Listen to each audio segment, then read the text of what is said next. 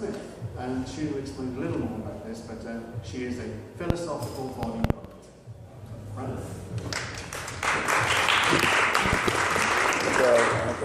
Thank you, Will. I hope you're all having a great time at Molten Park today.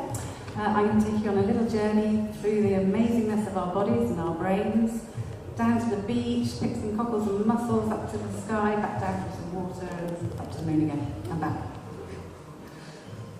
Our amazing bodies. I love bodies. Living and actualizing dreams. Self-evolving for self-knowledge to express ourselves creatively for life.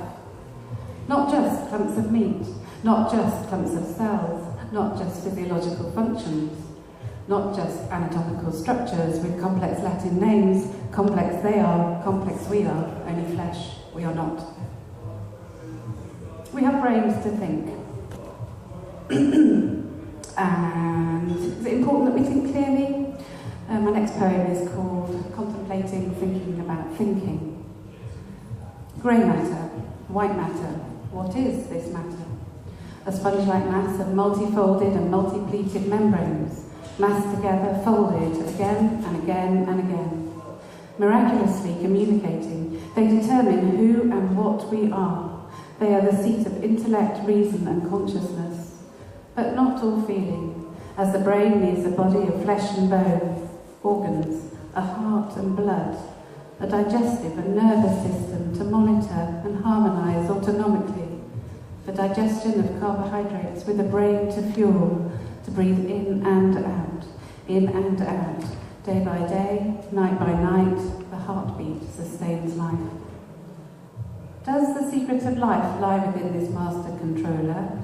Maybe even God himself, pondering, contemplating, thinking matter, wondering how to unlock the knowledge held within, able to interpret, understand, and progress, or not, capable of choice, or not, able to excite and feel, or not, dependent on the greater body mass and influenced by the masses, yet have an individual identity, living, learning, evolving. The skeleton born without flesh and empty without a brain cannot stand alone. Without a brain we are not conscious. Grey matter, white matter is what matters. Our bodies are amazing, we can learn to swim. My next poem is called Swimming in the Sunshine. I see her move effortlessly through the cool agua. Water ripples as she reaches to infinity with each gliding stroke. Her white line, sun-kissed body follows and turns with only the slight adjustment of an eye. No splash as she turns and returns. No splash as she somersaults gracefully as if in space on the moon. She swirls like an eel escaping an egret, and her wrists glisten as sardines in sunlight. Her hair, smooth as a mermaid, contrasts her sapphire eyes, and she is happy swimming in the sunshine.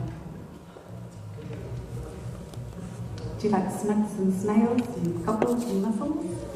My next poem is called Ode to the Mollusc Family. Oh, dear mollusk, how wondrous you are. With only 1 foot you travel so far. Limpet or cockle, slug or snail, you are nowhere near the size of a whale. Cockles and mussels, clams and snails live on land and water and in whales. Cephalopods and gastropods swim in slime across the rocks, and oh dear piddocks, you glow at night with bioluminescent light. Slugs with horns and slugs with teeth and appetites, and oh dear mollusk, you have beautiful shells, and sometimes some very disgusting smells. With slime and grime every time you make us squirm like a worm, and oh dear conch, what music you play, sounds of the ocean every day.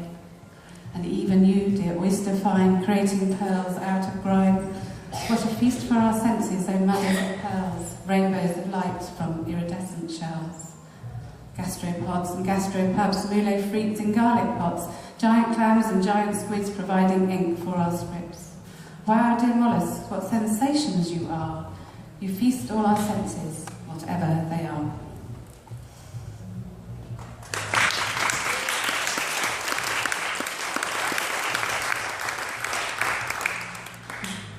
My next poem is called Sunbathing.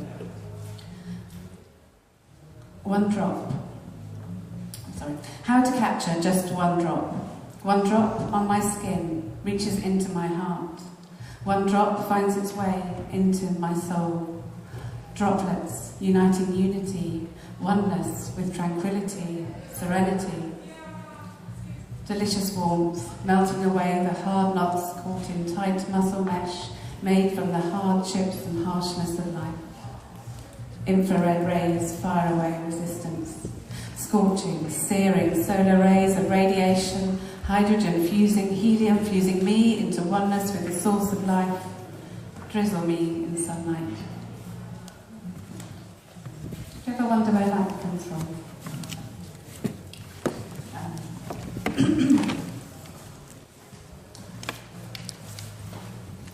This next poem is based on dust to dust and how we're made up of the same elements that make up the universe and the stars, and how they come through into us. It's called Molten Molecules of Creation. Iron molecules molten, spinning like a wheel of fortune for us here on a microsphere in the macro galaxy of milky stars showing their ways on cloudless nights. Elements bursting red giants, fireworks, supernovas exploding into macro lights, into micro lights, white dwarfs imploding black holes. Density, decay, destruction, till death. Recycling, regenerating, renewing, till life resurrecting. Atoms of hydrogen becoming helium, floating, flaring, raring free to bring the light to unite and warm humanity. Atoms of hydrogen floating, bonding oxygen for water, for us to grow like flowers, able to blossom trees, able to fruit birds singing. Iron molecules molten, spinning like a wheel of fortune inside us.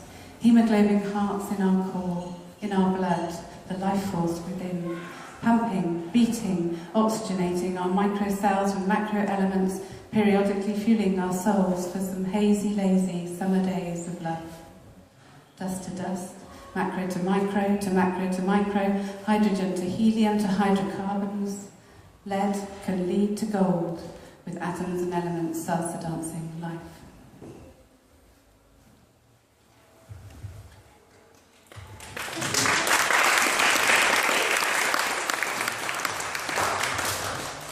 We're all made up of 70% water, us and the planet. Water actually holds vibration. I don't know if any of you are familiar with Masaru Emoto's work of how he shows the different crystal patterns for different emotions. So this one poem is about coming together as love. Water levels of consciousness. The water is dammed. There is no flow. There are blocks. Water does not like division and separation at different levels. There is a desire within, a calling to unite, a desire and calling to be one, a desire and calling to gather together as one sea. We are the sea, we are like water. We must see that only in oneness are we level and whole. See, this is the destiny of humanity.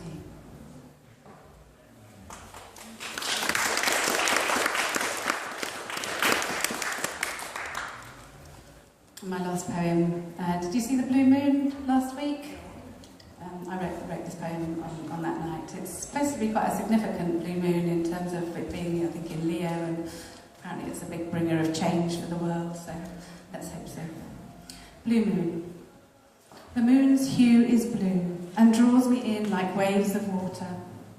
I feel the draw of my eyes, bypassing the stars, as my mind follows my soul, seeping towards the moon, merging with mesmerizing light in the dark. What will it bring? A turnaround from the cameras of surveillance of fear, from heartless fines mining working men and women, from the machinations denying freedom and the beauty of life to flow freely.